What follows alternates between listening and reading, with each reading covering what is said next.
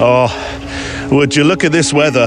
We're certainly having a heat wave, a tropical heat wave. Having a heat wave, not quite, Neil. Don't get too excited.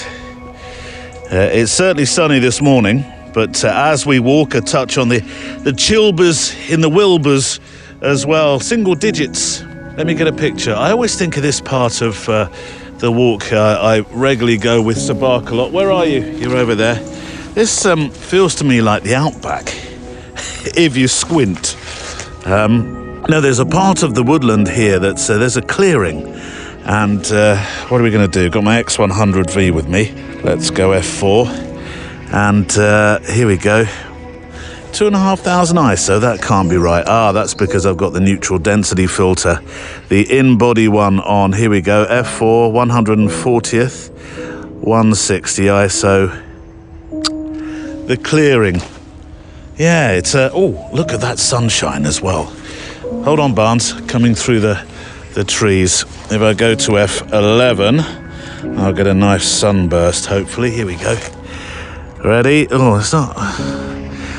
It's a sort of a sunburst. Not quite as spectacular as I was hoping for. You can probably hear the early morning traffic in the background. They're all on their way to work. Pups. Pinstriped Express will be going past at any second. And we're just... wending our way towards one of our favourite walks along the canal close to where I live. So yeah, the weather, nice today, very nice. Though, I'll be honest, anything... Oh, look at this mud. Oh, beautiful. Anything but rain at the moment is very welcome. We must be on course for a hosepipe ban, surely. But they're saying a decent weekend ahead. Well, it's a game of two halves, really. It looks fairly decent first half. Second half, it's test match weather again. Come on, pups, this way. Now, I do like a good behind-the-scenes story, and I think today's show will bring you exactly that. If you're involved in fashion in any way, in the UK at least, you'll know, perhaps, visited or even worked within the hallowed office spaces of Vogue House in London. It's been a hub where some of the world's most influential editors and writers and photographers have shaped the narrative style and culture for generations. Over the decades, beyond the imposing entry hall, guarded over by two Peters, magazine layouts were carefully crafted, and editorial meetings buzzed with creativity, vision, and I'm sure the occasional case or three of Chateau Neuf de Fallover from 1961, darling. Bestiaire. Only the best for the best, as our grandmother used to say in our family, as she fed Tammy, her beloved Westie, with marmalade on toast. True this, not just any marmalade either. Fortnum & Mason's Burlington Breakfast Marmalade. Anyway, Vogue House stands as a monument to the legacy of print journalism, embodying the glamour and the grit that defined fashion's storied history in London.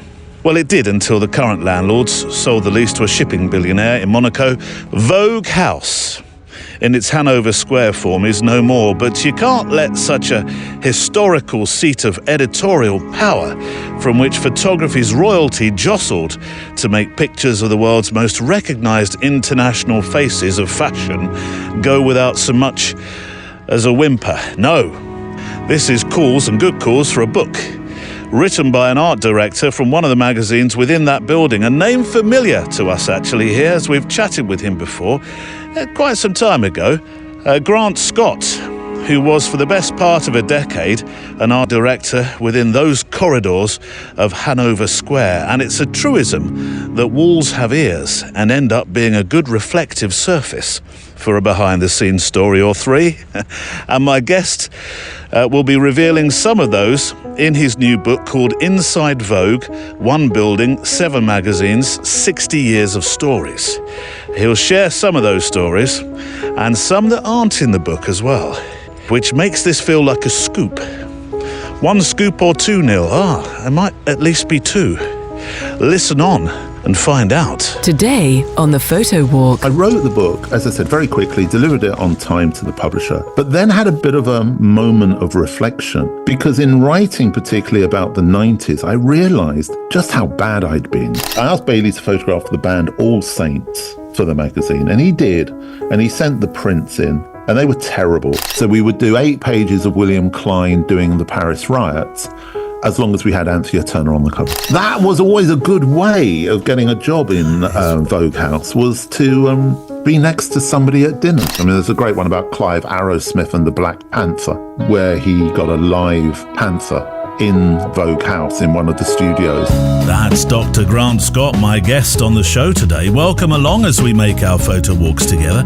A show where we walk and make pictures, photographically sketchbooking our time together each week, enjoying the letters and inspirational stories you've sent in, and listening back to special studio conversations with guests from around the world. I'll take a peek into that mailbag in a moment for a flavour of today's letters into the show. But before that, I'd like you to know how thankful I am for those who've kept me walking with a microphone for over 4 years now. Thank you.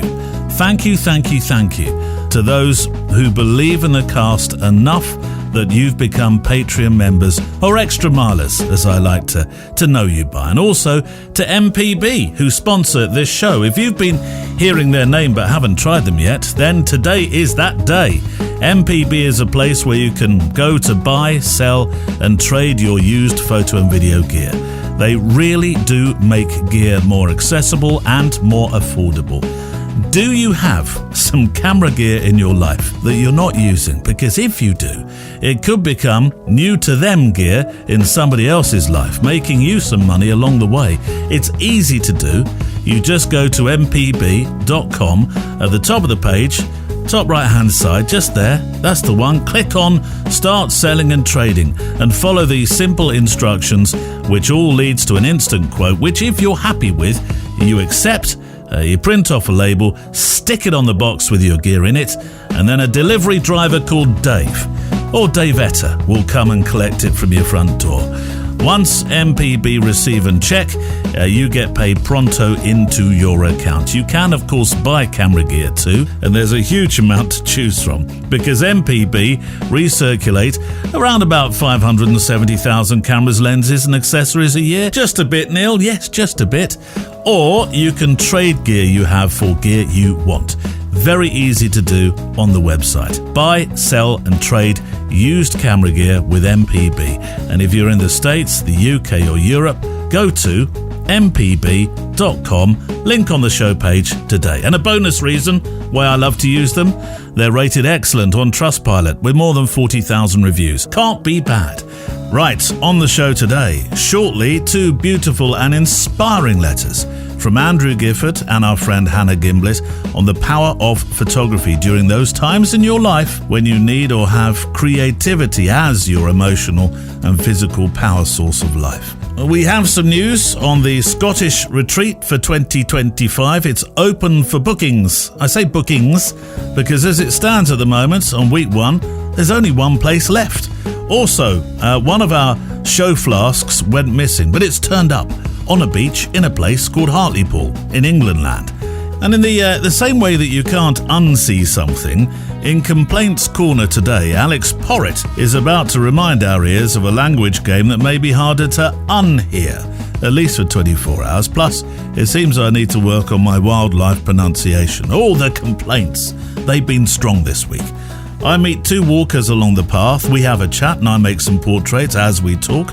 And Dominic Sagar is on a world trip on a motorbike, living my dream, insofar as living a dream in which I've not motorcycled more than a couple of minutes, nor driven on anything more remote than that long road, in the States this is, that takes you along the bank of the Banana River. But all the same, living my dream. Right, shall we walk? Checklist out. Coffee, check.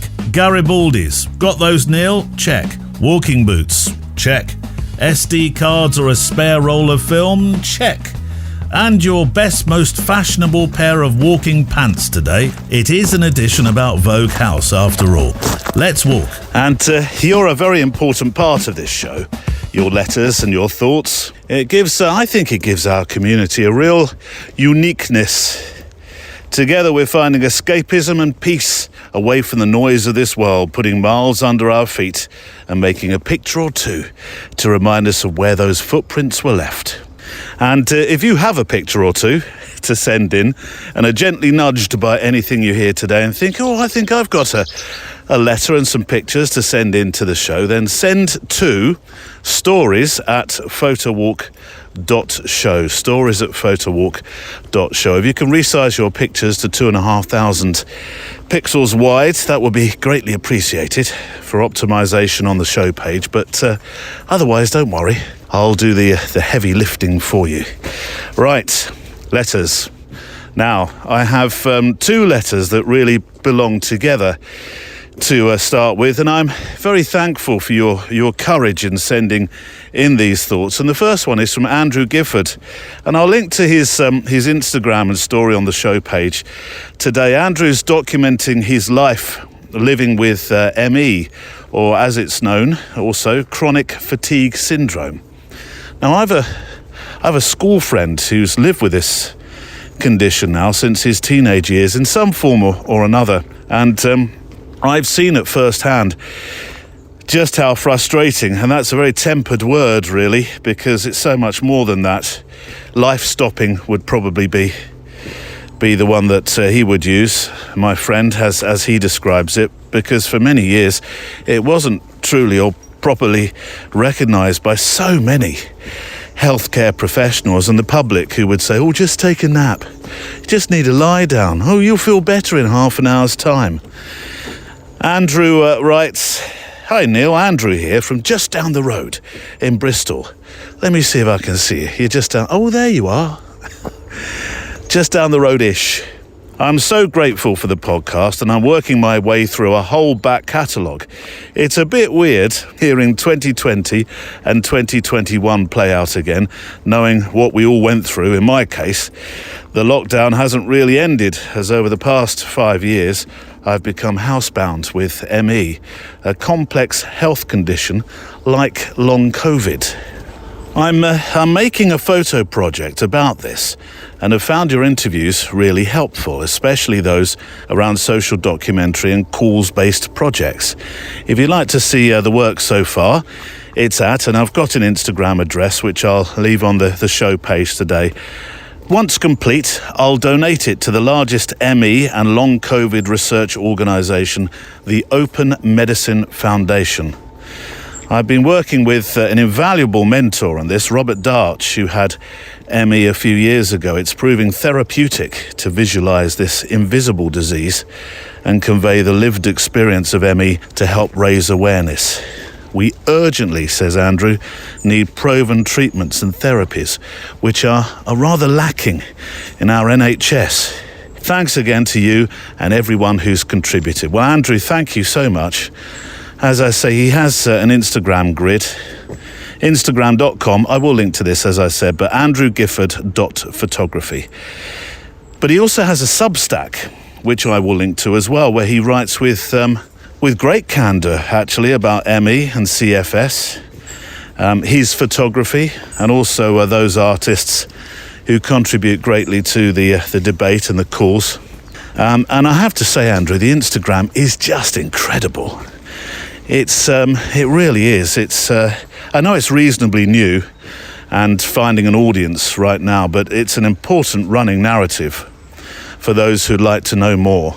The photography as well is so potent.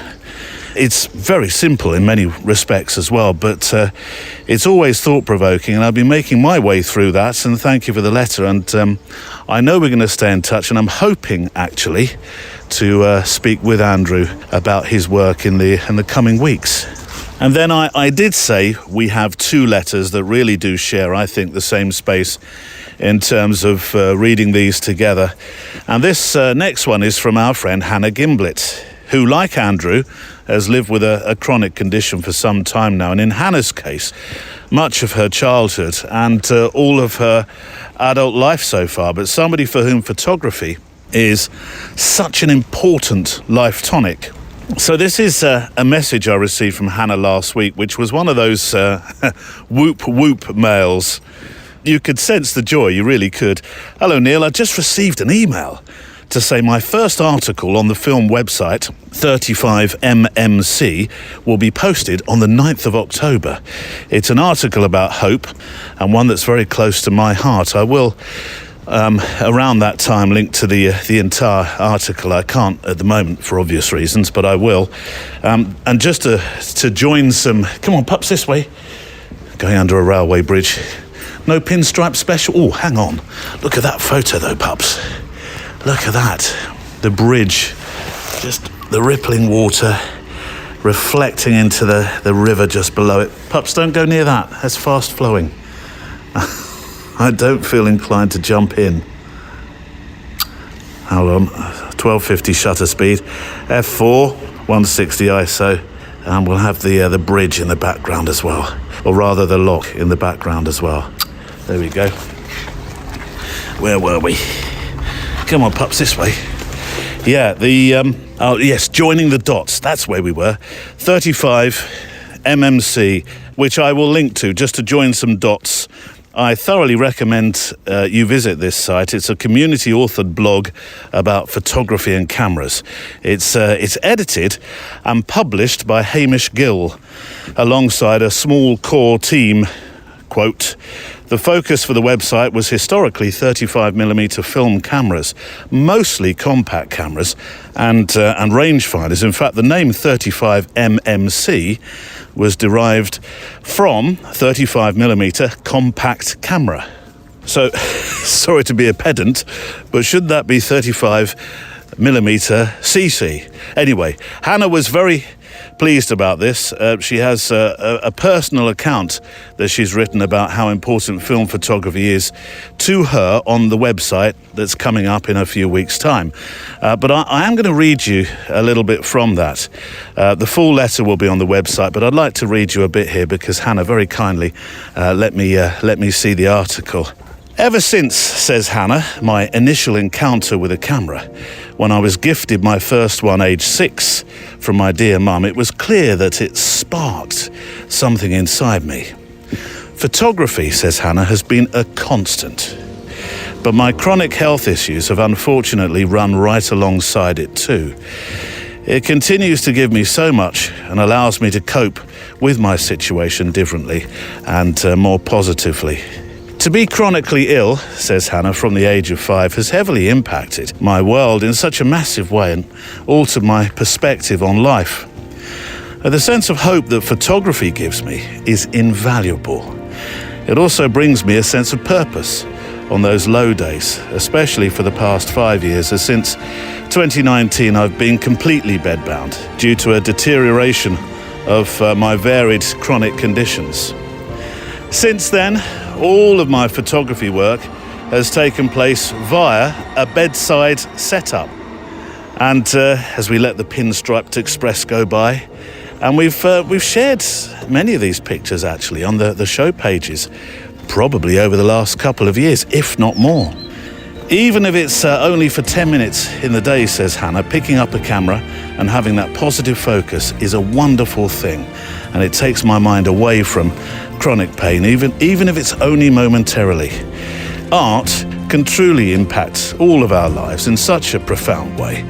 On the days that I pick up a camera, it's the highlight of my day. And if I feel well enough to do any type of floral work especially, it's something I can plan and look forward to. This in particular is always a great distraction. Despite the health challenges I face, I feel blessed to have this wonderful outlet.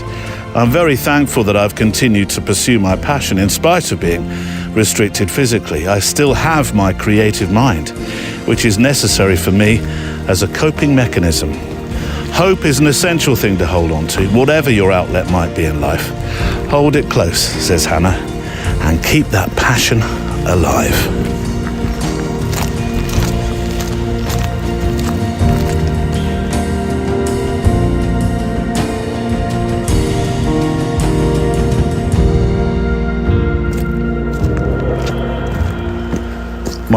My thanks to Hannah Gimblett Really, Hannah, those words are truly beautiful, and I'm so pleased you shared them with us. And for the full letter, I will point you towards the 35mm C website in a couple of weeks' time.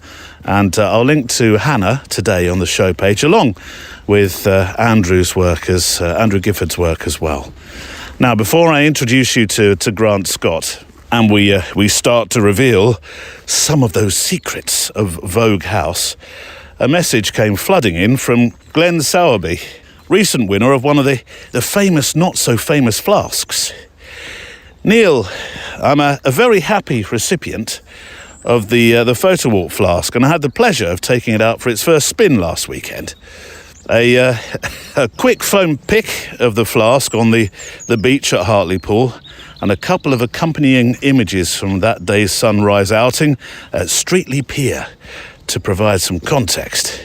The sunrise was fleeting, but absolutely stunning, with the added bonus of the beach being almost deserted. Oh, that is a treat when you go photographing on a beach and you think, who am I going to have to avoid? Especially those that come across. What are you doing? What you photograph? What's that? What's? Oh, you want to be turned that way. That's where the best. Oh, that sort of thing. I feel your pain, Neil. Thoroughly enjoyed the recent podcast about the Scottish photo retreat.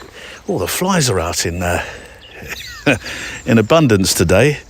Thoroughly enjoyed the recent podcast about the Scottish retreat, and looking forward to hopefully hearing you delve more into sound and words accompanying still imagery for a holistic, impactful and emotional output. I'm stealing those words immediately. Best wishes, Glenn.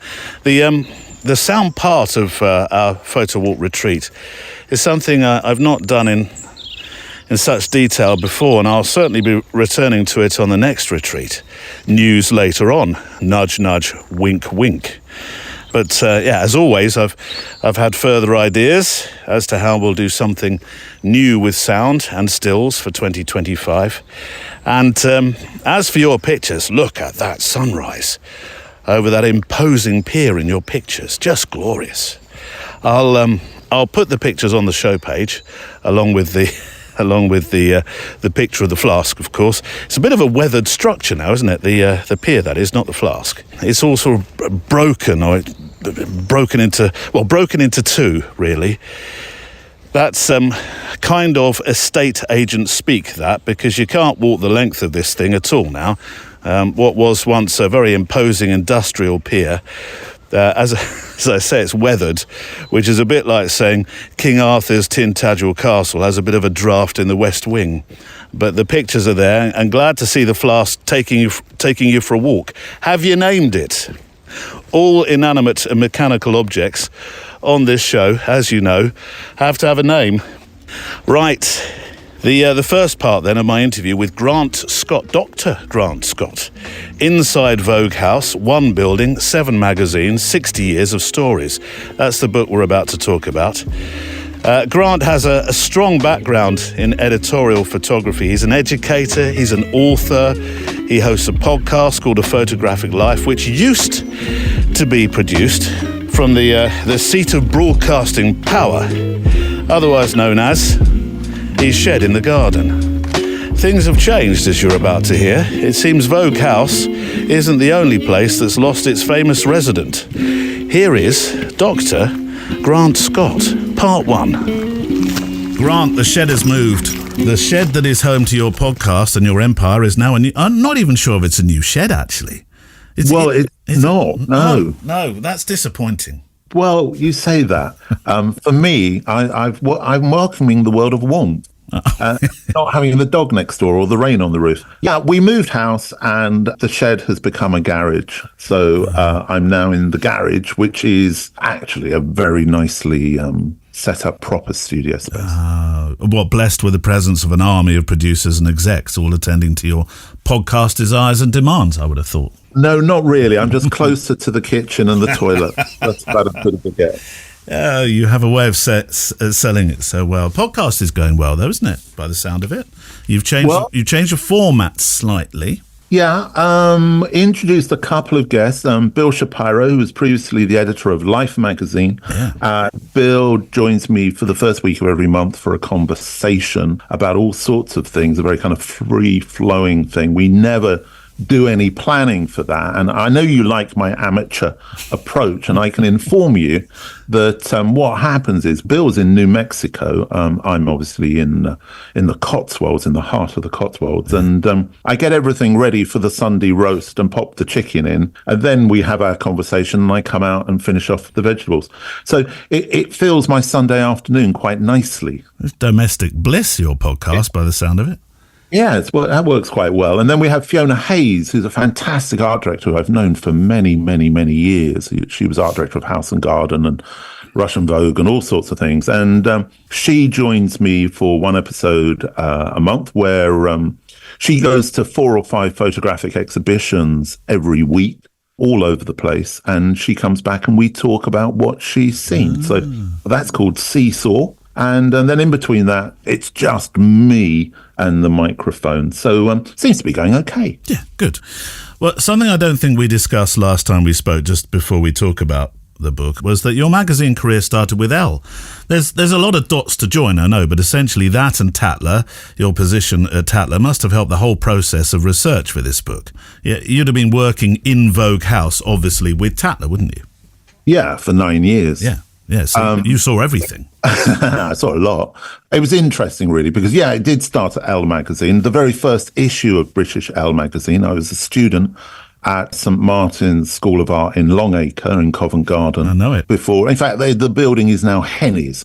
So if you want to go to the old photographic studio of St Martin's, it's the ground floor of Henny's. Oh, is it? Yeah, so it was there, and then Elle was in Lower Regent Street, so it was only a sort of 10-minute walk. And somebody said to me a new magazine was launching. I was just starting my second year studying graphics at St Martin's. So I went along with a portfolio of life drawing. And they said, well, there's a table in the corner, there's a knife, and there's some glue. So we'll teach you how to design magazines. And that was in January, I think it was the 4th, 1986. And that was it. I never left until 1990. I don't think things like this can happen anymore. I mean, I speak quite often to photojournalists that give similar stories of how they turned up in Fleet Street. Somebody said, we need a photographer as it happens. Have you got a passport? I'm sending you to France tonight. This story no longer happens. These places don't live in the same way, do they? No, they don't. I mean, the thing in those days was, all you needed was a tub of glue and a knife to design a magazine. This is pre-computers. So instead of saying, we don't have a computer for you or whatever, well, everyone had a tub of glue. So that was easy. And there was a there were less people controlling what went on in those days. Management people managed. Design people designed, photographers took photographs, and everybody sort of stayed in their area, really, which meant that we were respected for our talents as to what we did. And I think that is something that has changed, is that everybody seems to think they're an expert at everything, and unfortunately they're not. I wonder whether new media means that people do feel that they're an expert in everything, because they need to be. This sort of, and I know you've used this phrase before, and we've had conversations about it, this sort of almost punk period approach to you doing a lot. Yeah, I suppose so. I mean, I did come out of that time because I was in London and on the King's Road in the late 70s and early 80s. So there was a kind of a post-punk feeling through the 1980s. And, it's amazing how many people, from a photographic perspective, I was in the same year as, Platon was the year below me, Jake Chesson was the year below me, Miles Aldridge was in my year, Mark Mattock was in my year, Jarvis Cocker was there, Corinne Dewey, Sade, Robin Derrick, Lee Swillingham, Matt, the cartoonist at the Telegraph. He was in a year above me. Sylvia Plath's daughter was in the year below me. So it was a very kind of fertile ground, really, for people to just be creative. And I think that's something which just stays with you. But also, I learned from really great people. And I think that's something that I've held on to, is that it's really important to learn from really good people and to listen. All right, the book, The Secrets of Vogue House, Untold Stories. It's a sort of book project that should really take a decade, but you had, I think, just under 1 year, didn't you? Much less than 1 year. Much less than that, oh my word. Oh, God, yeah.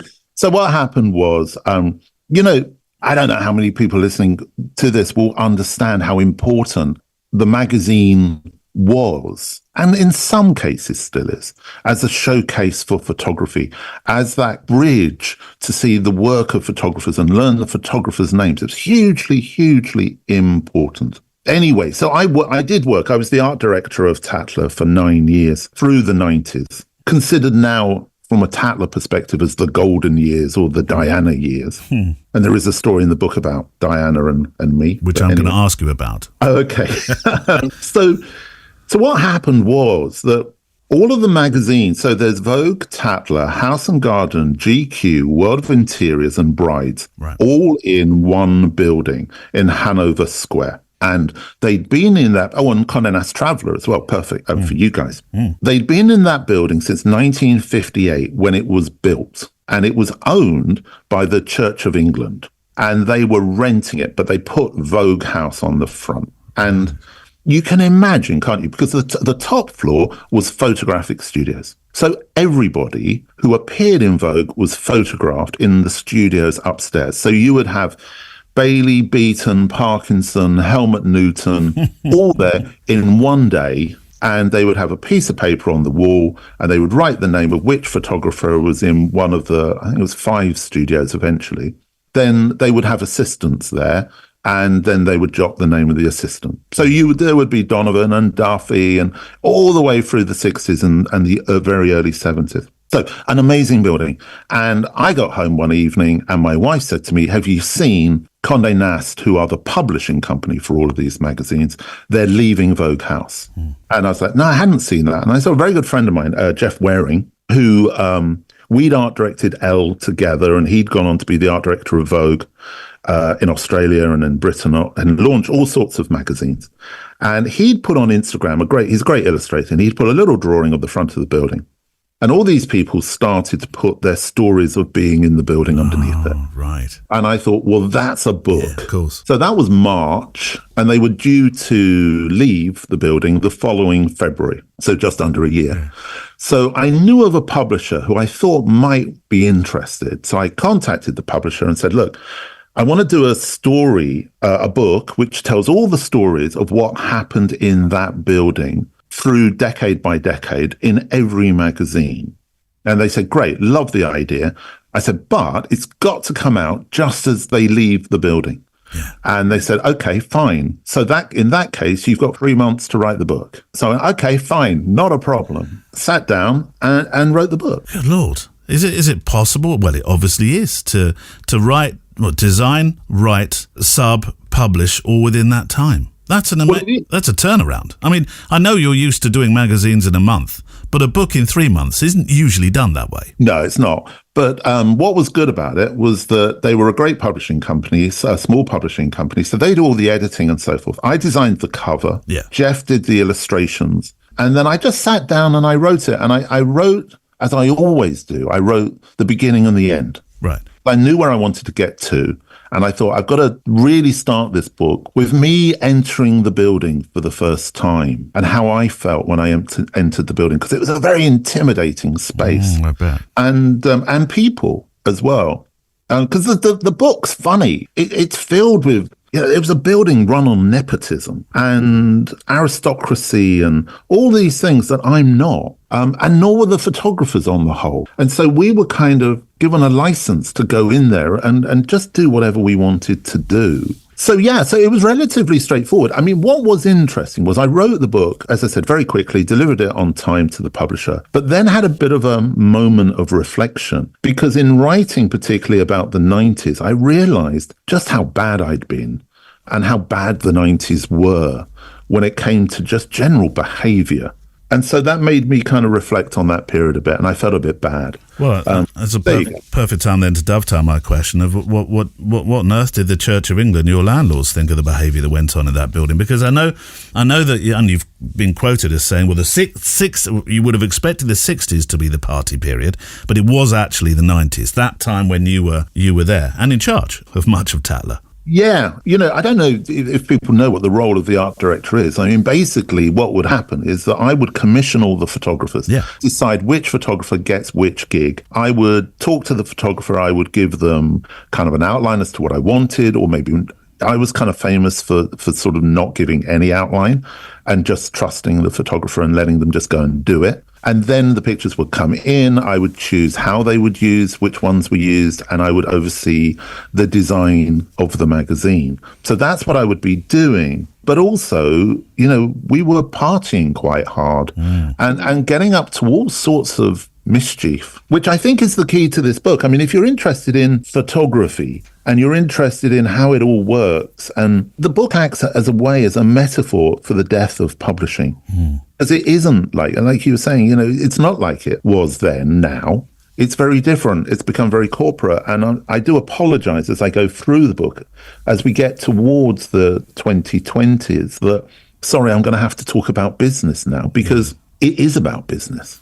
That's where we are now. Well, your wife works in the business, doesn't she? Yeah, she's the editor of an interiors magazine in the UK and in the US, and they've just been bought by the Telegraph Group. And so, she's living it. Did that create any tensions when, you're writing a book where you're essentially looking at the death of magazines, although the start of subscription, which we'll come on to, and there she is working in the business? Yeah, no, it's fine. It's fine. Just trying to push you, Grant, on that one. Yeah, no, it's absolutely fine. I mean, anybody who's in the industry understands what's going on and sees it, and it's impacting on them. And, quite often, a lot of photographers feel that they'd like to make some money out of their photography, or they'd like to get commissioned. So I think it's really important that you understand it's a business, and you've got to understand the rules of the business, because it's 42 years now since I started working with professional photography, and the rules haven't changed. They're still the same. But it does seem to me that a lot of people either don't know them or aren't very good at understanding that they exist. I think that's the next book. I have to ask, who were the Peters at reception? Oh, they were two lovely guys called Peter. Okay. It's as simple as that. Everybody loved the Peters because they would be there in kind of white shirts, almost kind of like a uniform, like a kind of country club or golf club, which is how the place ran, really, or like a kind of country club or a gentleman's club. And they would control who went in and who didn't. But they wouldn't do it with, there were no swipe-ins or glass, those automated slidey things. There was no security of any kind whatsoever. All there was the two Peters, and you had to go and speak to the two Peters. And if they said you didn't go in, you just went, okay, fine, I'll just go and sit on the bench. It sounds remarkably like at Radio 1. We didn't have the two Peters, we had Claire. And Claire took the same role. I mean, there was somebody dressed loosely in a security outfit, but I don't think anybody gave him much more of a look. It was Claire that made that decision of which pluggers got into the building and which records were likely to be, I think, on the top 40 the week after. Yeah, and if the Peters recognised you, you could just walk in, wave at them, and you could just come straight up and see me. And I photographers would quite often. This is in the days before a million coffee bars. They would come in for a coffee or just come in for a chat. And so they just wander in and just kind of sit by my desk, really. The great thing about being an art director is that you have opportunity to do two things. One is to commission your heroes, and I was commissioning Richard Avedon and William Klein and Abbas and Leonard Freed and all sorts of different people, but also to give people their first ever commission. So people like, Peter Dench, for example, I gave him his first ever commission. And so there were lots of photographers who were just starting out their career that you can give them the leg up, and you can do that. It's a bit like teaching for me now. You've got to take a moral approach to it. You've got to be empathetic to people, their lives, their careers. Oh, I would imagine Bailey, Avedon, Freed, those sort of people. They must have been whining and dining you. Bailey, never. Well, Not really. I mean, Bailey and I there's a funny story. I don't think it's in the book, actually. Do you want a funny Bailey story? I do, and if it's not in the book, even better, because we have an extra. Well, I'd worked with Bailey at Elle, and I grew up, I think I may have told this before. Anyway, I grew up with Oliver Reed because my dad was best friends with Oliver Reed. I'd grown up with a whole load of very big characters in my life. And so people like Don McCullum and Bailey and a few others, who some people consider to be intimidating. I never had a problem with them. So I asked Bailey to photograph the band All Saints for the magazine, and he did. And he sent the prints in, and they were terrible. And he was doing some kind of horrible color cross-processing something or other. So I rang him up and I said, look, I'm sorry, Bailey. I need to see, these aren't good enough. I need to see what else she shot. So he was like, all right. So he said, come up to the studio. So one evening I went up to the studio in Brownlow Mews, which is the studio everybody's seen and knows. And what he'd done was he'd created like an altar in the middle of the studio. He'd put this table and he laid all the prints out and he'd put lights all around them. And it was a complete show to try and intimidate me. It was all dark in the rest of the studio. It was only me and him. And I just said, no, look, if you want me to run them like this, what I'll do is I'll do a big layout and I'll say it's All Saints by Bailey. And he got a bit nervous about that. He knew they weren't that great. And so anyway, he then sort of say, it could be like a layout like this and this. And he started to drop all these names of legendary art directors to see whether or not, I knew what he was talking about. Yeah. Unfortunately, I did. And so I would say, yeah, okay, we'll do a bit of Brodovich with a bit of Tom Wolfson. We'll put a bit of Peter Knapp in there. And then he went, yeah, do you know what, Grant? I think I'll reshoot them.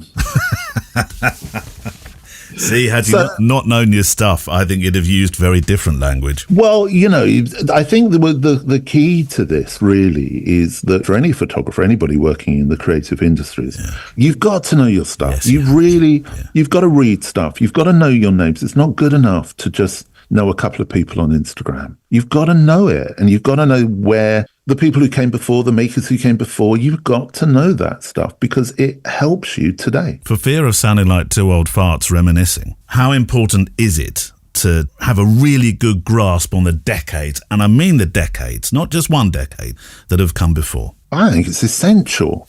I always go to music as a metaphor. And if you're going to be a musician and I say to you, have you ever heard of Frank Sinatra, Elvis Presley, Bob Dylan, Stormzy? Yeah. And you've only heard of Stormzy. How seriously am I going to take you as a musician? I'm just not, because musicians understand the importance of that kind of knowledge in informing what they're doing today. And they will have understanding of classical music as well. And they will use those kind of structures and so forth. And if you're an artist, it's ridiculous to say you haven't heard of Picasso or Goya or Michelangelo or whoever you want it to be. There are so many of the creative areas where it would just be ridiculous for you not to know the history of the practice you're working in, the medium. But in photography, for some reason, it's kind of like, you don't need that. Well, you do. Yeah. So I hope that doesn't sound like an old man. No. I think you're preaching to the choir in terms of our conversation anyway. I do want to come to Diana Days in a moment, since you mentioned these were the Diana Days. I'm interested about the impact that major cultural events such as the digital revolution. What do you think that impact was on the magazines at Vogue House? Did you see, as somebody there for 9 years, best part of a decade, did you see this thing coming down the tracks where you thought, hey up, hang on a moment? No, not really. I mean, the first time I used a Mac was in 1991. Right. And when I was at Elle, and we were sent on a 7-day training course to learn how to use a Mac. And after about a day, the guy teaching us, and we were so kind of like, you just got to turn it on, haven't you? Is it really?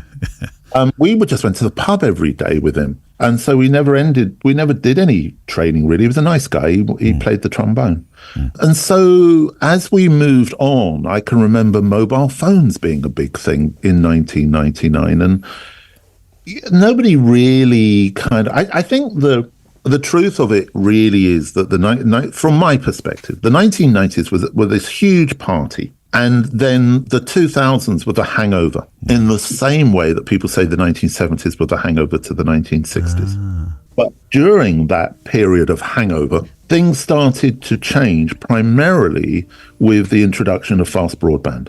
Because back in the dot-com boom, if you can remember that, I do. I was the creative director of a news site that had huge amounts of money being invested into it. But unfortunately, it was a really great idea, way ahead of its time. But I had a meeting with the financiers and I said, well, where are you going to get your photography from? And they said, well, we're going to take it off the BBC website.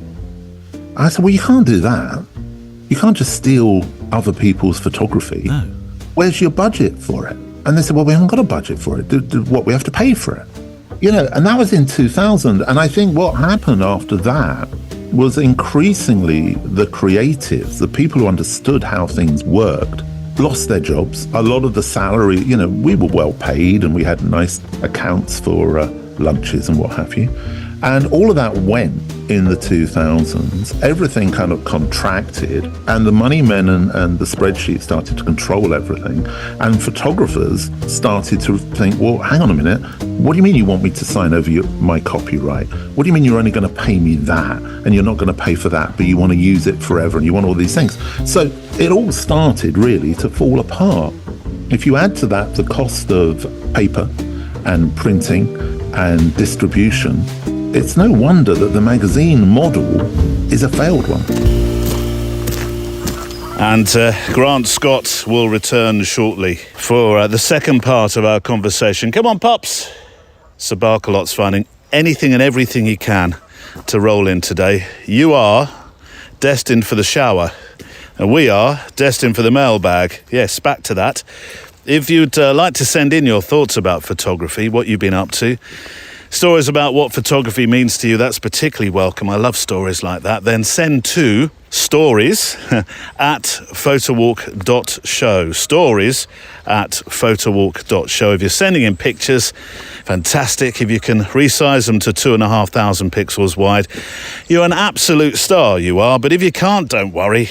I'll do, in unison now, the heavy lifting. Anyway, from the mailbag, two complaints came flooding in over the last few weeks. They're not particularly very photographic. One might be, I suppose, if you squint a bit. Perhaps contextually, maybe, but the other one, definitely not. But hear me out. The first one is from, surprisingly, from our Lynn. Yes, Lynn Fraser. The extra miler, Neil. Yes, Lynn Fraser, the extra miler, who gets a glowing mention later. I might have to reconsider that. Dear Mr. James, I wish to complain. This sounds like one of those letters to the BBC to a programme called Points of View, which if you're in another part of the world, you probably never heard, but most of us grew up listening to it in some way, shape or form, probably because your parents or your grandparents were listening to, Points of View, I must listen to people complaining. It's the highlight of my week. I wish to complain with reference to episode 448 of the Photo Walk podcast. Your interview with the inimitable wildlife photographer Jason Edwards was marred on more than one occasion by your inability to pronounce a simple word correctly. Imagine my surprise to hear the word iguana resonating in my auditory canal. I was so astounded by your pronunciation that I was compelled to rewind and listen several times on the off chance that I'd misheard. But oh no, there it was again. Iguana. And again, iguana. It's commendable that Mr. Edwards managed to restrain himself from correcting you during the interview. I have no such qualms. The correct pronunciation is, of course, iguana. Iguana. Say it 3 times. Iguana. Well, you said it. I don't think I think I know where I've gone wrong then. I do hope you'll return to your usual impeccable standards forthwith. Yours sincerely, your other listener. You see, I did, for a moment anyway, wonder whether the other listener had actually grabbed themselves an email account. But you, Lynn, you forgot to set the alias correctly, and it came via your regular email address as Lynn Fraser. But you are right, really. Pronunciation completely wrong, and I'm sure you weren't the only one to be shouting loudly into the podcast sphere.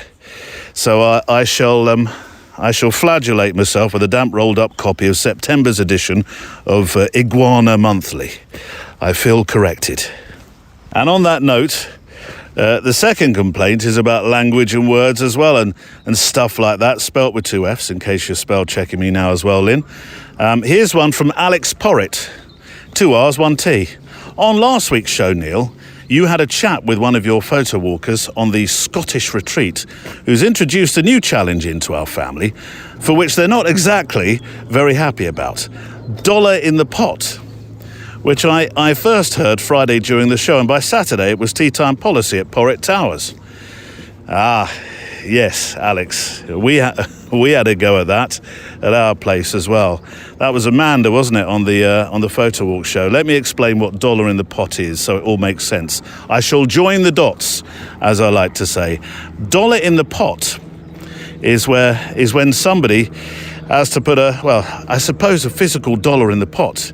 In Amanda's case, an Australian dollar in the pot for using a filler word that means absolutely nothing in conversation. A filler being something like basically, or you know, that's a popular one, or kind of, like, you know, kind of, all in one, that's $3.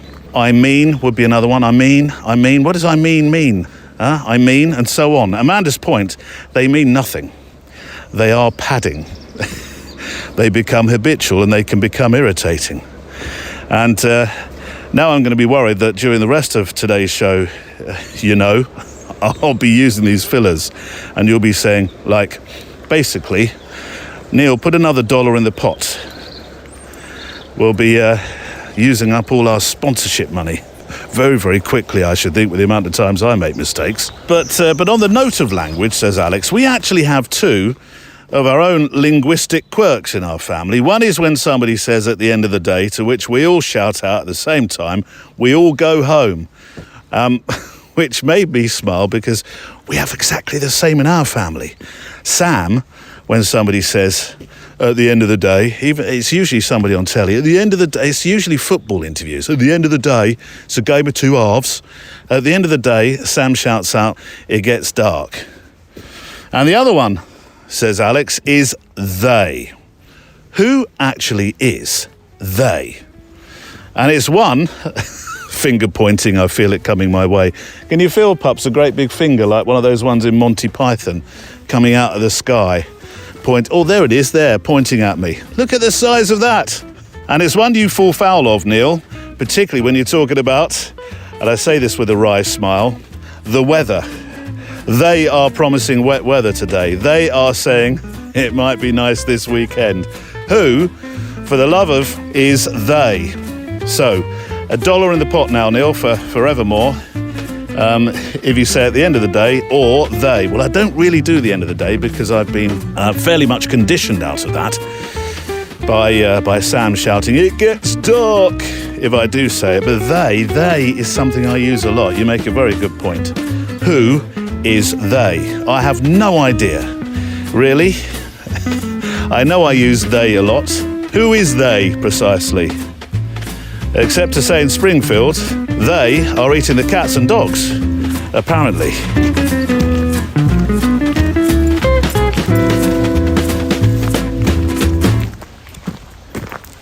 Good point, Alex, on the they front.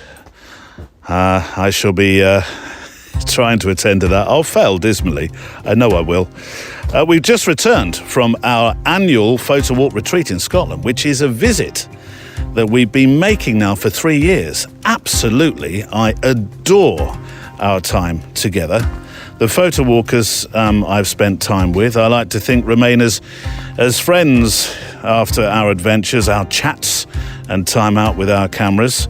And I run this with my good friend Lynn Fraser, an extra miler and adventurer. And each year we've been sure to retain the wonderful spirit of these weeks, whilst just working in some new ideas and places to experience as well. This year, one of our returning photo walkers suggested a word that I think really sums up the emotion, the tone and the essence of our weeks in Scotland, and that is senses. Judith McDermott, thank you for that, because a light bulb flickered at that very moment. And so that's what we're now calling, or what I'm calling the, who's we, who's they? Oh, no, that's myself and Lynn. We're now calling it senses our Scottish retreats.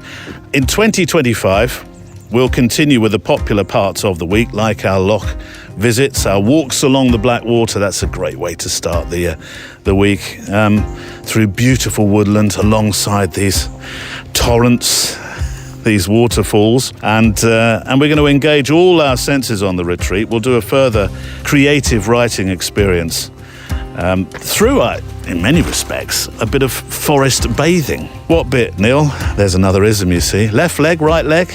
What bit of you precisely? Or the whole of me, actually. There'll be a new sound workshop to discover how our pictures and sound can work together. Plus, I think we're going to talk about how to bring our photography onto a more tactile plane, discovering bookmaking and zine production. It's not really a bookmaking course as such, but we'll certainly be talking more about that. It became a real part of conversation this year, the 2024 retreats, that's for sure. We stay in a wonderful part of the Highlands in Scotland on the Black Isle near Inverness. It's far enough away to make this a true retreat, but it has rail, road and flight links conveniently close, which is very handy. The barn has private bedrooms. There's a wonderfully nightly meal prepared for us, with an opportunity to share and talk about our work and experiences and prepare ourselves for the next day. After only a week of announcing the new dates, we only have one place left. So if you do wish to come this year, go to the website photowalk.show, look for the Scottish retreat page and sign up using the form on the page. Scotland 25. I'm counting the weeks already. I am. I'm chuckling because Pups is just lost his head inside a hedge here. All I can see is the back. Come out. Come on. What are you doing? Huh? There was a suggestion that I should bring him on the retreat. But I tell you what, I love a retreat means having a good night's sleep. And I love that part of it as well. Come on, Pups. Honestly, you're daft, you are. Daft as a brush.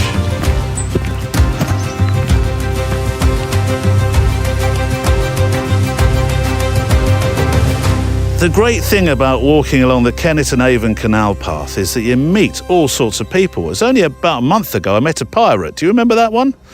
Were you asleep for that one? Maybe you were. And look, 2 walkers. You've only just set off, though. I mean, I'm in a place called, for our American listeners, just a bit of geographical knowledge for you. I'm in a place called Newbury, which is roughly halfway in the middle of England land.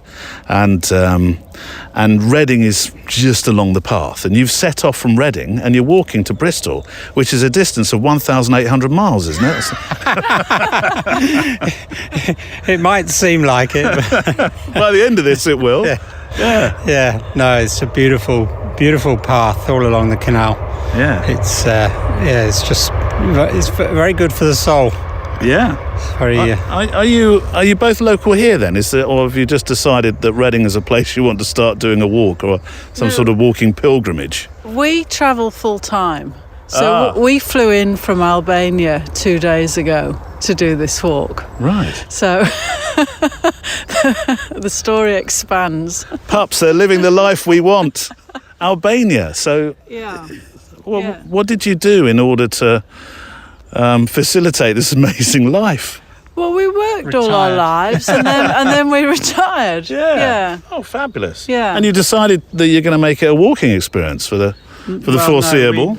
So we spent our first 30 years in the UK and then we went to Australia for 30 years. I sensed a bit of it. And now we've sold everything and we're travelling around the world in our Land Rover Defender. Yeah. But that's in for a service in Albania, so we're utilising the time to come to the UK and do a walk. Oh, hang on. Pups, move over because there's a jogger coming by. Here we go. No worries. No, are you coming back? No, we'll still be here. So the Land Rover's in for a service, and the wise decision is always let's go to another country and make a walk. That's exactly right. That is exactly right, yes. Yeah. Although we've done a lot of walking in the Dolomites and then the Julian Alps in Slovenia and then in Albania and Montenegro as well. So we've walked around a bit in the Balkans. Yeah. And Yeah, nothing as flat as this though, which is it's a bit of a treat. Yeah, this is going to be easy compared to that. So do you make pictures, or do you diarise this, or journal it at all? We do have a blog online. It's really my diary, which is just open. If let's have the address. To have a look. Yes, it's around the world in -definitely.com. I like that. So making pictures as you go along as well? Or? So, on Instagram and Facebook as well, but it's casual. It's just casual. But we try and share our experiences as we're going from country to country and what strikes us, what catches our attention and we find interesting, maybe other people will find interesting. I don't want to put words or thoughts into your mind, but how does this walking and this new life, how does it make you feel as you adventure and explore and go places? I had a very stressful job for 30 years and I find this very, very calming. I think it nourishes the soul is how I describe it. Yeah. It's kind of meditative when you're walking. All your other concerns disappear, and it's obviously with the physical exercise as well. It physically feels good as well as mentally. So we love it. We walk when we can.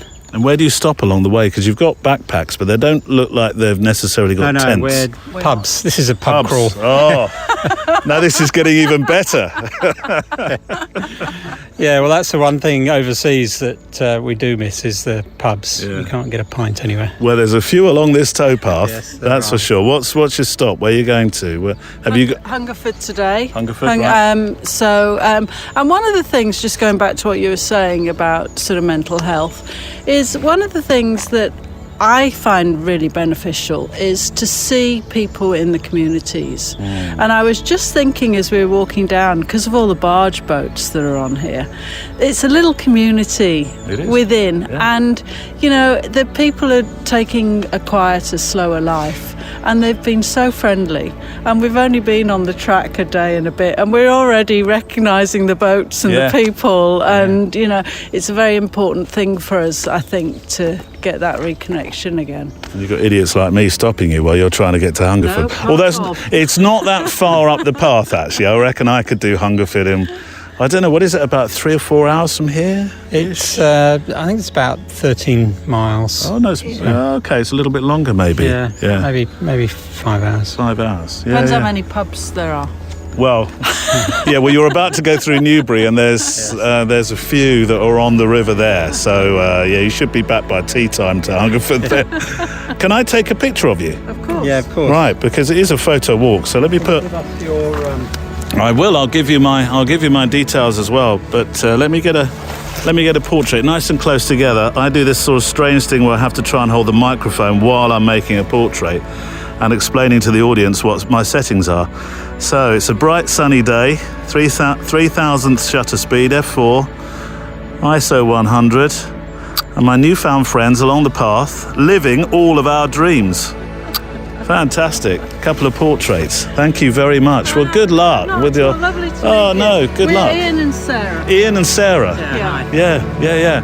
Well, let me share some detail. I'll tell you what. Something I can photograph. Yeah, I'll tell you what. I'll rejoin me in a couple of minutes because I'm just going to share our details. You know which details.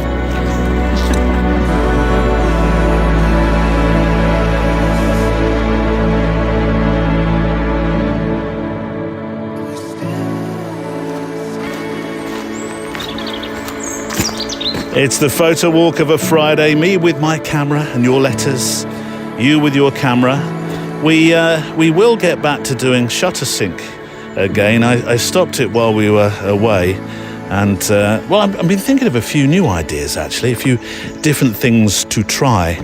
Might even replace the assignment with it next year, because I've got some corking ideas. Isn't that the phrase? Corking ideas? No, Neil, I've never heard that before. I thought it was. Talking of the assignment, I cannot believe, though I can believe, because Scotland took me away from the world of admin for 3 weeks, really, perhaps a little bit before as well. It takes a lot to do a retreat. Ask Lynn, because I know she's looking over her spectacles right now at me. But it was, without going back over it again, it was a fantastic time. Thoroughly enjoyed myself. Really did. Where were we? Oh, yes. Yes, I sort of got lost in the world of admin for 3 weeks. And so much so that I haven't posted your September assignment pictures on the website. I know. Very bad behaviour. And that's an important part of the assignment. It helps others come in. So for the second time this year, the first actually being when we took our West African adventure earlier this year, I've decided to run the assignment for another month, this one anyway, just to make sure we give this a fair crack of the Watsits. And in that seasons are changing, this could be even more relevant running into October. So there will be a new one next month, but we'll stick with this one for another couple of weeks, please. And I promise to get busy on that website. So Gary Williams, repeat pour moi, and our wonderful Assiette des listeners. See, perfect Del Boyes. Here's this month's continuing challenge for you. The Photo Walk assignment. A one-word assignment. I'm intrigued to know what yours will be, Gary. The word is change. Ooh. Is that anything to do with your life? Since talking with you about how your life has sort of not completely changed, but it's gone from music to photography. Is it to do with you? Is it a personal story, or? It's because since I started becoming a professional photographer, I only have a small change in my pocket, and I used to have lots of... No, that's not the reason. The reason is... It could be, though. I know it is. It definitely could be. But the reason is, going back to Camden Passage, is that's something that I observed over the 4 years of doing those photographs, is how things change, how people change. There are people that I photographed at the beginning of that project who are no longer with us. There are shops that have closed and new ones have come in. There's one particular fella who's actually photographed twice in that book. He's called Peter. He was in his 90s when I photographed. He's still in his 90s, but been there for many years. Since I started, he's now doesn't feel he's got the energy to have his little stall there once a week, and still goes down there with his carrier bag once a week to buy his jellied eels from the fish shop in the street. But, he's getting older. Things are changing all the time. And of course, over a 4-year period, it was kind of easier to see and track that change. But I think it might be really interesting and a great challenge to try and capture change in one photograph. So good luck with that one. Send your entries to stories@photowalk.show, stories@photowalk.show. One picture, please. Don't send lots in. 2,500 pixels, no borders, and do include links, because I'd like to link back to your work through the website page. I'm also hoping you may be able to help me with a small favour. Let's call it, in Del Boyes, a favourette. A favourette, a favourette, a favourette. The podcast sphere is a wonderful, wonderful place with lots of titles and shows and things to listen to. But it's a difficult place to find your way around because there is so much of it. So if you like what you hear, please, can you help us not to be a best-kept secret? I really am appealing to your better nature here. Not to my other listener, no, because they're not going to do it. To you, yes. Yeah. Yes, you. If you could share our show on your X feed or a Facebook group, or send to a friend who's into walking and photography, you'd be an absolute star. There's 2 ways to do it, either on the share buttons of each show page, or by simply sharing the website, photowalk.show. If every listener were able to do this just once in each month, it would grow our community and certainly help sponsors to support us for the future of the show. Just once. Neil, are you sounding desperate? No, I'm hopefully sounding appealing, or I am appealing, with a small a, obviously, as Sam might say. Yes, appealing to your good nature to help us share the show. There we go. Beautiful blue sky, so the planes have started buzzing. Right, here is something I think you should know about. It's a short mention, and I've had this from a couple of friends now. But I'm going to focus, if you don't mind, on the letter, or rather postcard, actually, from Dominic Sagar that he sent in. He is #living my dream. He's motorcycling across the world. Huh? Hey Neil, it's been a minute, says Dominic. I got back from one of your bucket list trips, riding a big adventure bike across the western part of the USA. Here is one picture with more on my blog. I shall leave a link on the website, Dominic. What an adventure. Truly, I don't feel in any way guilty for setting you some homework. Could we have a photo essay, please, for the website? That'd be nice. Have it on my desk by Monday at 2 o'clock. Perfect. I haven't got much to say myself, says Dominic. I'm not surprised. I've seen the amount of time you spend in steakhouses. But you need to talk to this lady on the photo walk show. Her name is Katie Edwards. And there's a BBC article here, which I will link to. I hope this is one of those articles that you're able to click onto wherever you are in the world. I know sometimes some of the BBC articles, certainly the videos anyway, they're not always so easy to click onto. But have a go at this one. I saw this feature as well, Dominic. Actually, it was pointed out to me, as I say, by a few friends. And I think, there goes a Pinstriped Express. And I think Sam pointed this one out to me as well. So it's a definite, isn't it? It's calling out this story to make sure that I reach out to Katie. It's a story that, she's a British photographer, is Katie Edwards, and she embarked on a nearly 10,000-mile train journey across the States, capturing the passing landscapes from her window.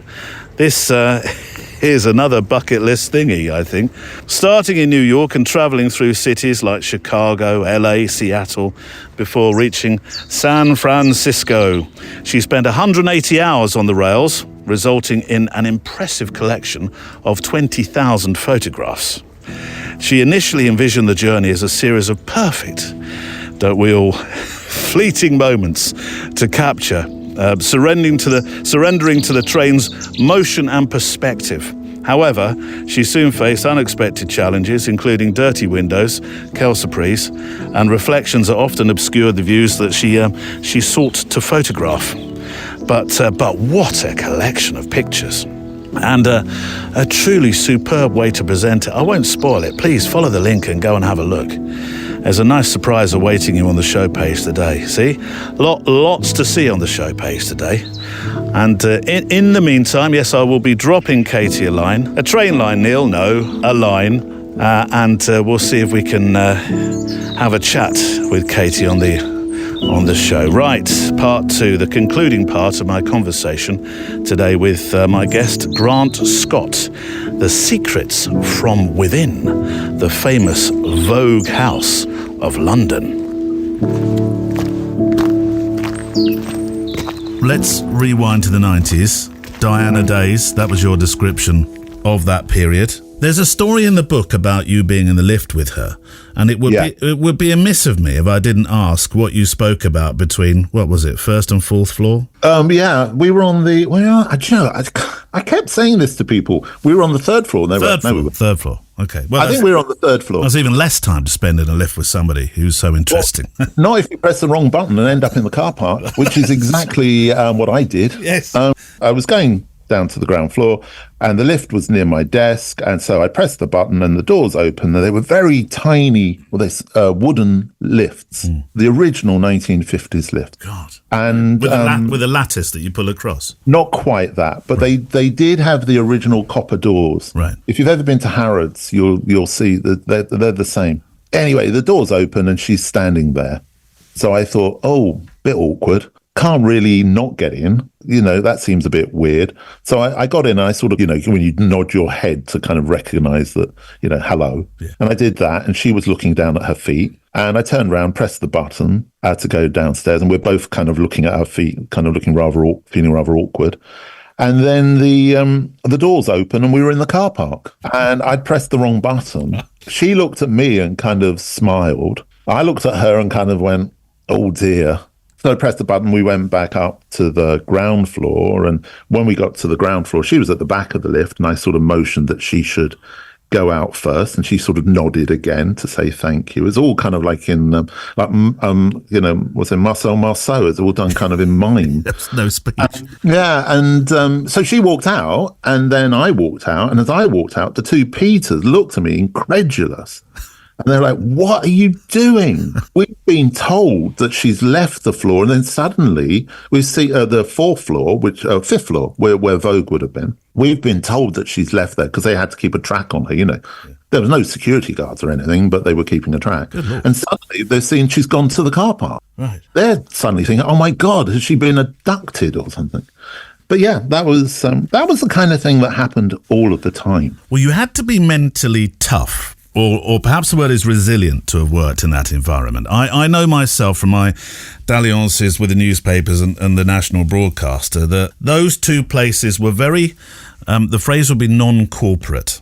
You've alluded to the fact that you were just a bit, not ashamed, but surprised by the behaviour of some people during that time. But that was how the magazines ran. You can probably tell I'm so cautiously trying to tiptoe around this. But it wasn't a place for the faint-hearted, was it? Oh no! I mean, I'm not going to name names, but there was one time where the daughter of a very, very famous film star came in, and she was going to do work experience, which we got all of the time. I mean, it was constantly people. I mean, there's so many people you now know on television who were work experience at Tatler, and she came in. She didn't last more than half an hour, and that was the last we saw of her.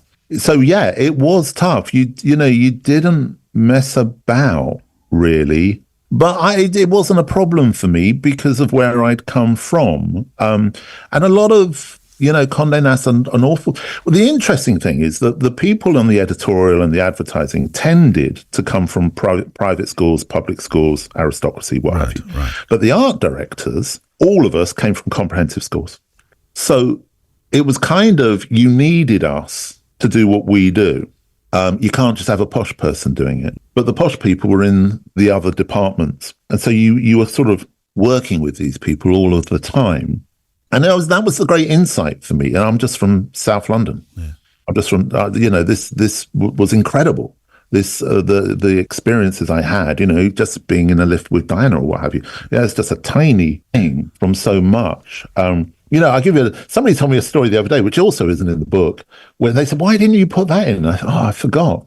When the magazine went to press each month, one of the members of staff would run up and down the corridors making the noise like a horse to celebrate the fact that the magazine had gone to the printers. And this would happen every month. And I'd completely forgotten about that. So imagine... Was that normal behaviour? I don't think it is. There was another great... I know this I've forgotten now, but there was another time when every Friday evening we would open wine, drink... sort of around 4 o'clock. Oh, I think I know what's going to happen here.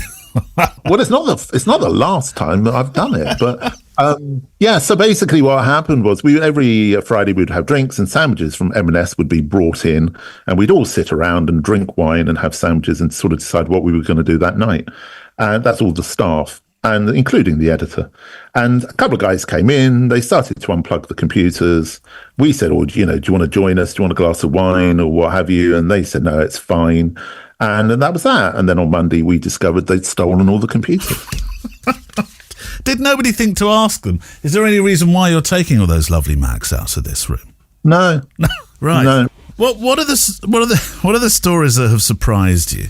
What are the ones where you thought, I didn't know that? What a lovely story. Oh, I think that my favourite story from the book is about Jeffrey Aquilina Ross. Right. And he was a lovely chap who the book has actual stories from people who work there. So it's a mixture of me trying to tell the story of the building, the people who worked in it, the stylists, the photographers, the designers and so forth, the editors, but also people reliving their actual memories. So I was put on to Jeffrey Aquilina Ross, and he said, "Oh yeah," he said, "Well, I was the editor of Men's Vogue in the 1960s. I said, "Okay, fine." He said, "Yes." He said, "I was at Sandhurst and I was a soldier and I didn't know what I was doing and I didn't want to do it. So I left, found myself in London, and this girl came up to me and said, well, who's a friend, and said, well, you've got to have a job if you're in London. So I've got you a job.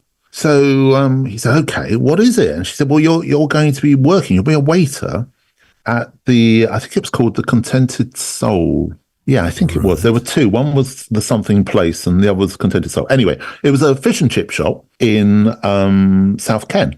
And he said, all the waiters there, or you could sit in as well as takeaway fish and chip shop. And they all wanted to be actors, he said. And one day a group of people came in and I was getting on very well with them. So I gave them an extra bottle of wine for free. And they said, oh, you should be the editor of Men's Vogue. What?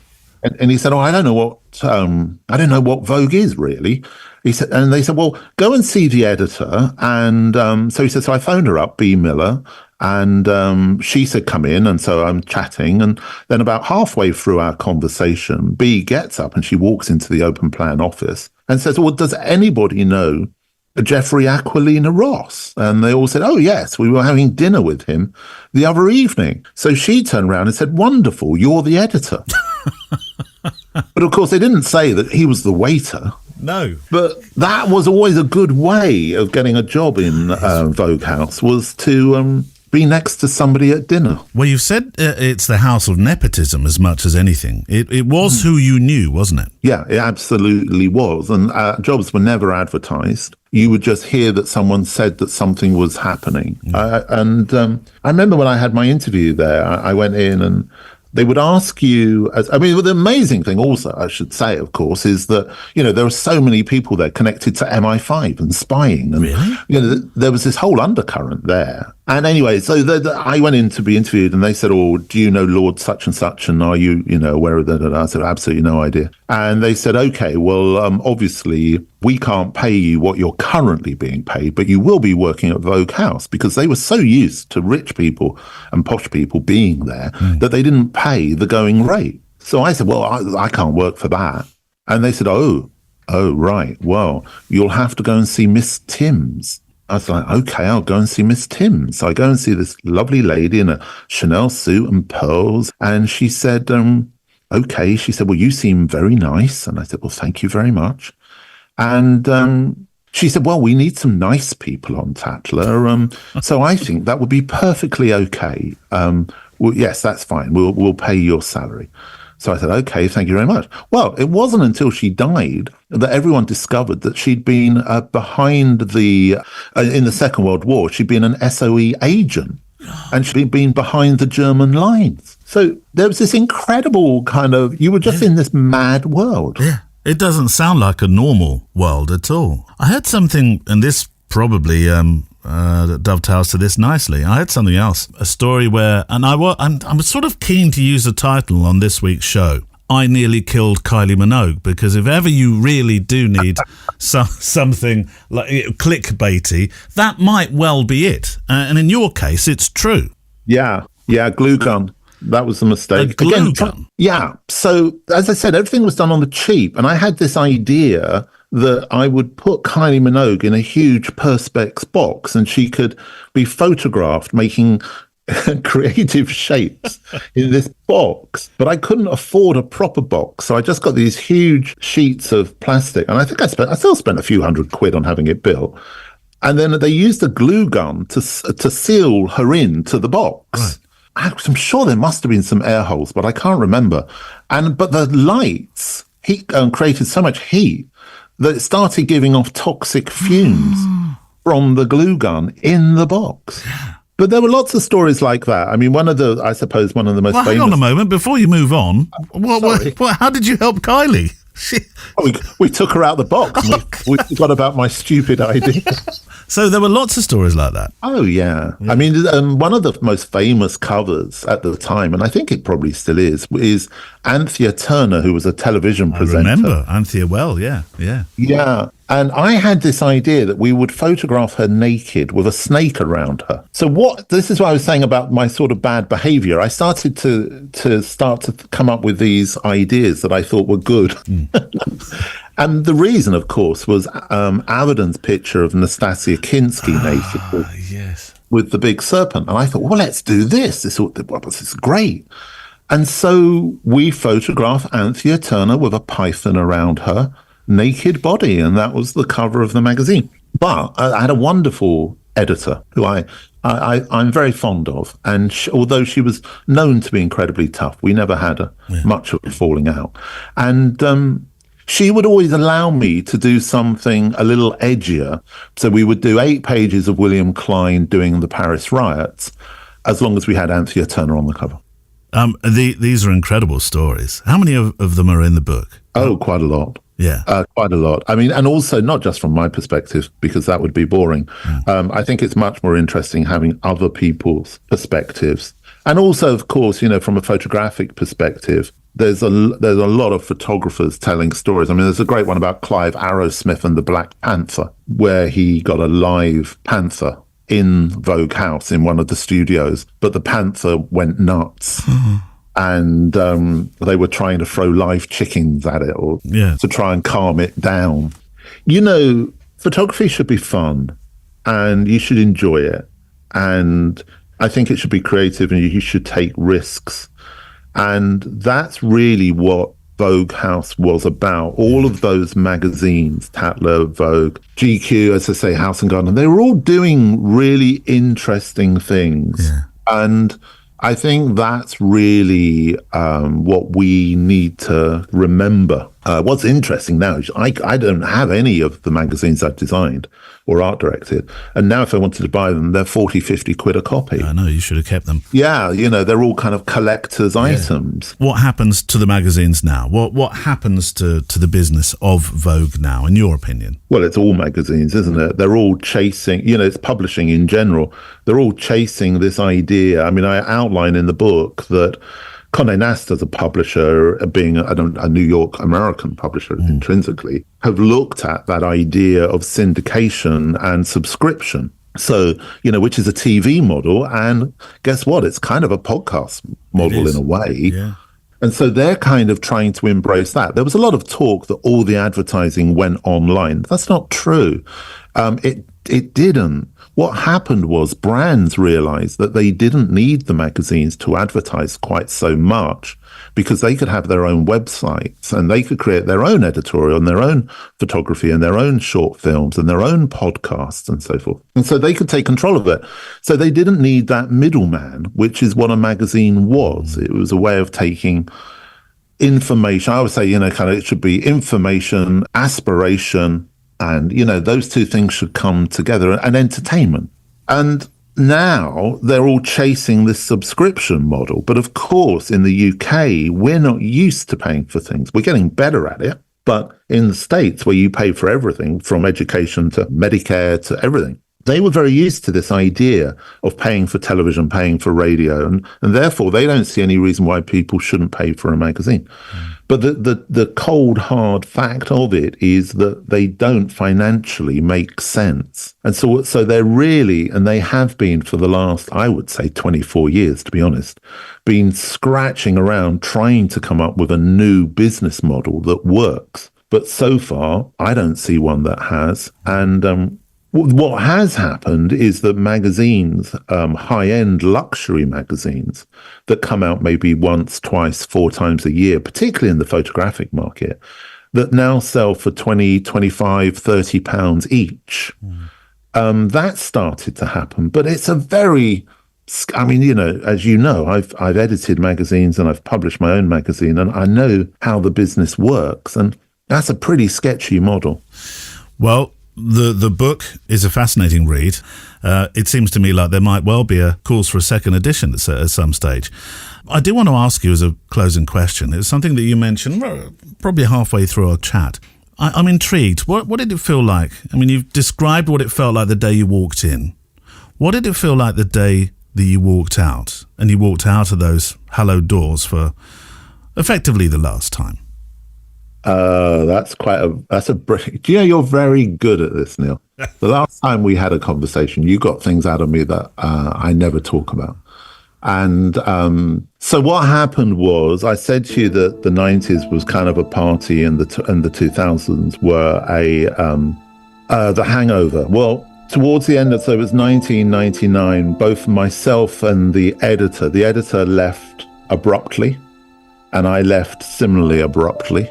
And I felt that I'd kind of had the best of it, really, but I'm quite okay with just accepting that was then and this is now.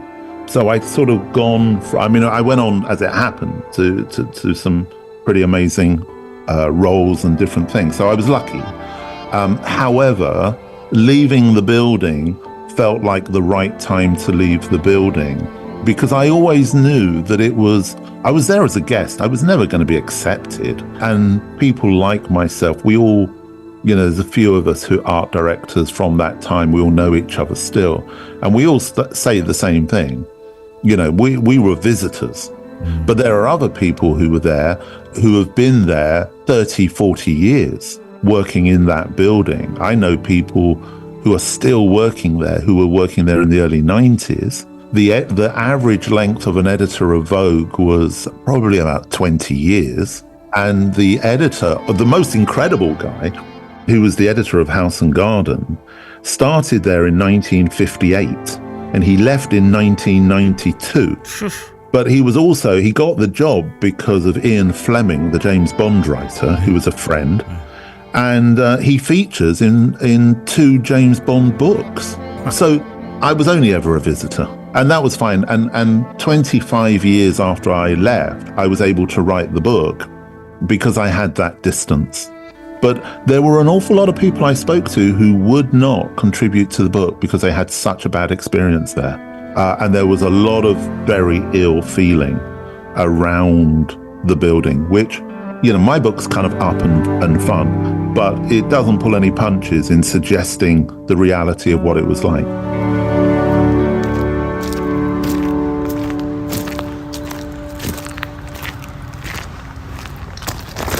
Come on, pups, this way. Come on.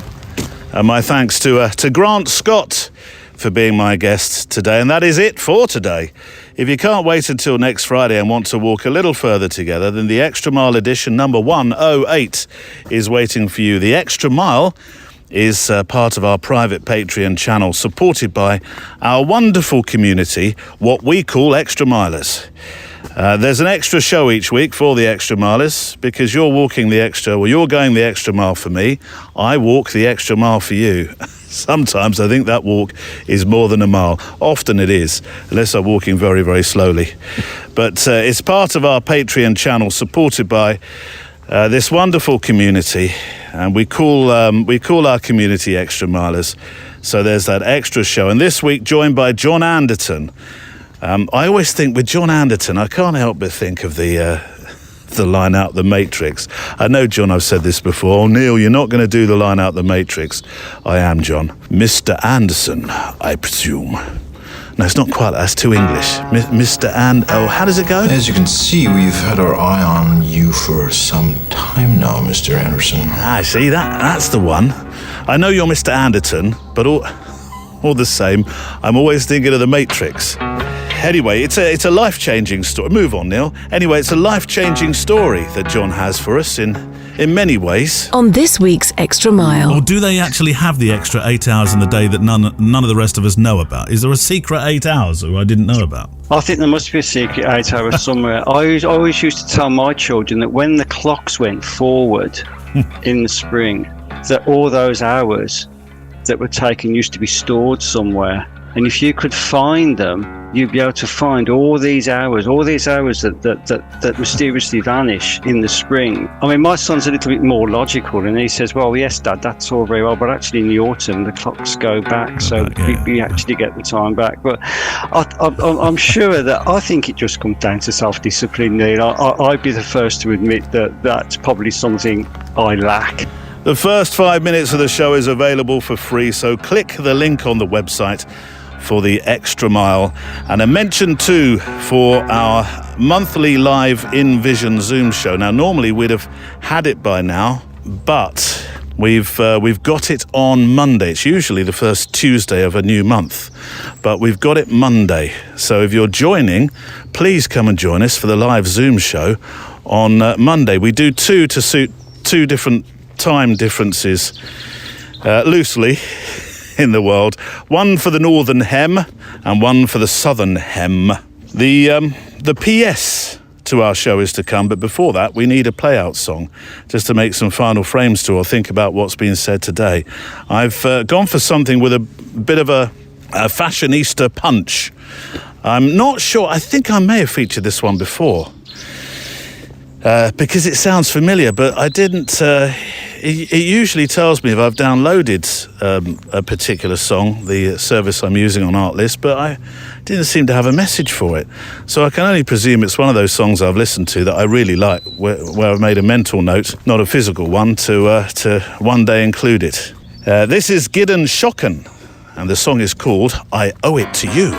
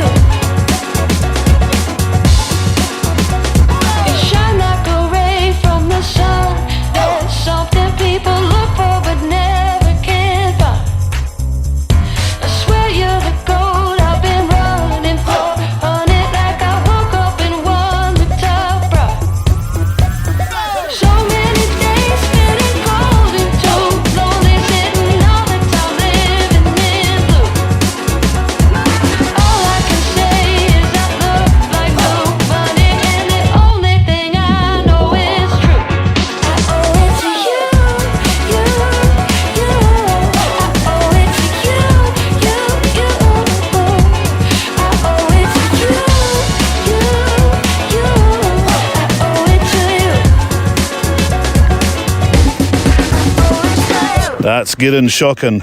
I Owe It To You. Now, next week is it's a sort of street photography special in many ways. Street photography show. We've had a lot of specials. It's a street photography show. Not everything can be special, Neil. No, even in your case. I'm spending the start of the week in London with our friend Emily Renier making street photos. I'm so looking forward to it. I believe it might be... Pups, don't go swimming. Not now. He always does this at the end of the show, doesn't he? Where have you gone? Come on, this way. I can see you. He's gone right into the... Come on, come out of there. He's gone right into the reeds. Honestly, it's a very good place to hide if you're in Apocalypse Now. But look at you.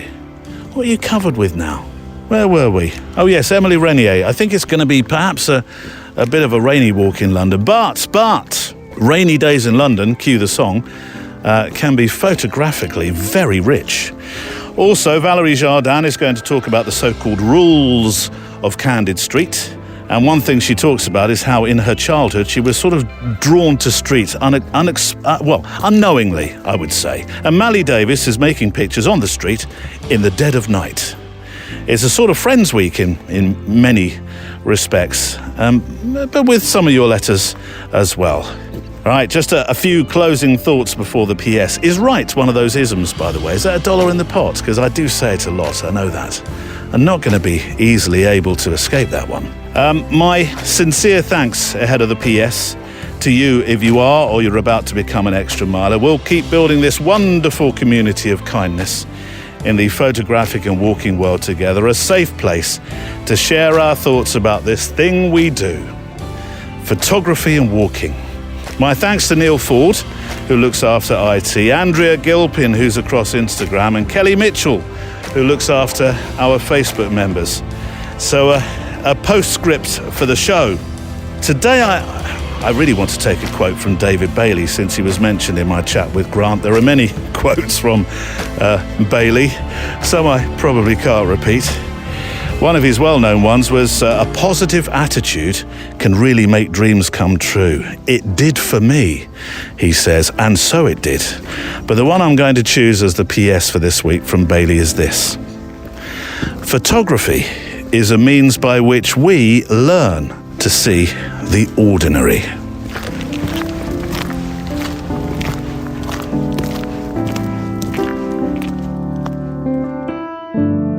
The Photo Walk is a Loading Zone production.